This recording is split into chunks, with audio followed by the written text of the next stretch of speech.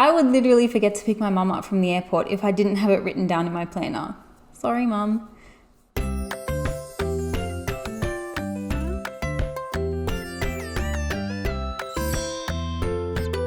Hey everyone, and welcome back to my channel. If you're new here, hi, my name's Steph, and I share tips on how to simplify running your online business and up your productivity. So if there are two things you need help with, make sure you hit subscribe below. So, believe it or not, I wasn't always the super organized person I'm known for being today. I even used to keep mental to-do lists. Fast forward a few years to now, and I couldn't survive without my digital planner. Like, I would literally forget to pick my mum up from the airport if I didn't have it written down in my planner. Sorry, Mum. So, I want to share with you all how I use my digital business planner to organize not just my business, but my life in general, and how I've used it to beat the overwhelm and stress that can come with running an online business. For those of you who have bought the planner, this video will show you how to get the most out of your planner and how you can use it to stay on top of life and everything that it throws at you. If you haven't bought the planner yet, check out the link below and prepare to be the most organized you've ever been. Okay, so let's get into it. This is the month sheet where you can get an overview of your whole year. I'll usually add in tasks here like payments that are coming out, appointments that I have, or anything that I need to remember that is further away than the current week that I'm in. The rows that make up the months are grouped so that you can easily hide inactive months. It's set up so that if you change the year in January, the dates will auto update for the rest of the months, and you can easily start your new year. If you're on your computer, you can click these links here and skip to any month that you like. Down the bottom is a new year button, which will clear all your entries but leave the dates. I like to do this big clear between Christmas and New Year's Day when I don't usually have too much going on. It's the perfect time to start planning out my new year. And then I've got a section here where I'll add down anyone's birthdays, and because they're below this new year button, they won't get cleared when I start my new year. You then have the week sheet, which is my favorite sheet for managing my time. Every Sunday night, I'll have a look at the month sheet and then copy over all of my tasks for that week. I'll then look at my weekly time tracker to block out where I'm going to spend my time for that week. This time blocker has been the thing that has kept me the most productive because I can see at a glance exactly where I'm spending my time. I always make sure to add in time for exercise and relaxing, and then at least a 3-hour block where I focus on my one most important thing for that week. During this do not disturb block, I don't check any messages, emails, or anything. I'm completely focused, and this is usually when I get my best work done in the shortest amount of time. I use the weekly time tracker to set out my schedule for the day, which I'll come back to in a second. This is the daily sheet where I add in all my daily tasks. Every morning or even the night before, I'll check my weekly sheet and I'll add in any tasks or appointments on this sheet. Then, using the weekly time tracker to see where I've blocked my time, I'll set up my schedule for the day. So, for example, you'll see on Monday, I've blocked out 10 a.m. to 12 that I'll be working. And then on my schedule, I've put down that I'll be doing website updates, so working.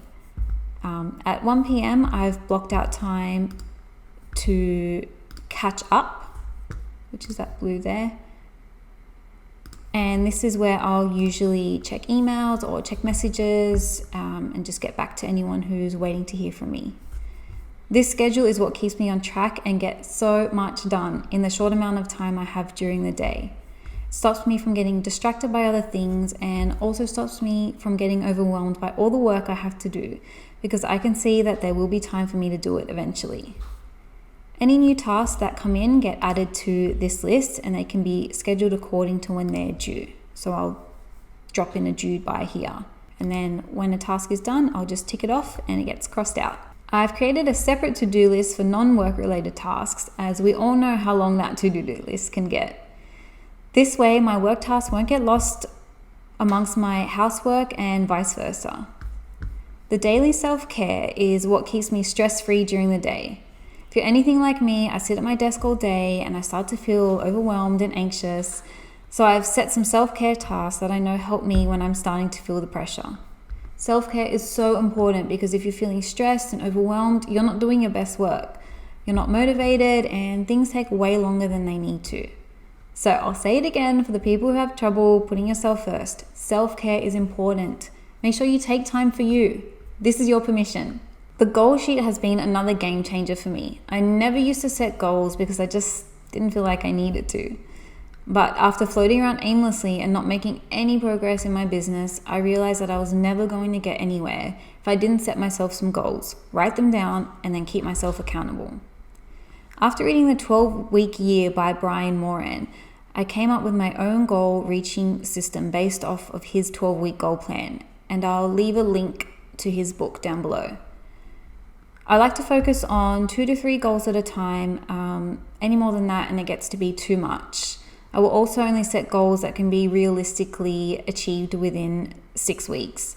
12 weeks was a little bit too long for my impatient brain. So as you can see here, this goal section has been set up so that you only need to focus on one specific task per week. You may not need all of the 6 weeks, but make sure that you're only focusing on one task per week, or you'll be on the fast track to burnout. You may have goals that don't fit into the 6-week time frames, but you can still set a start date and an end date for reaching your goal, and then break it down into smaller, manageable tasks.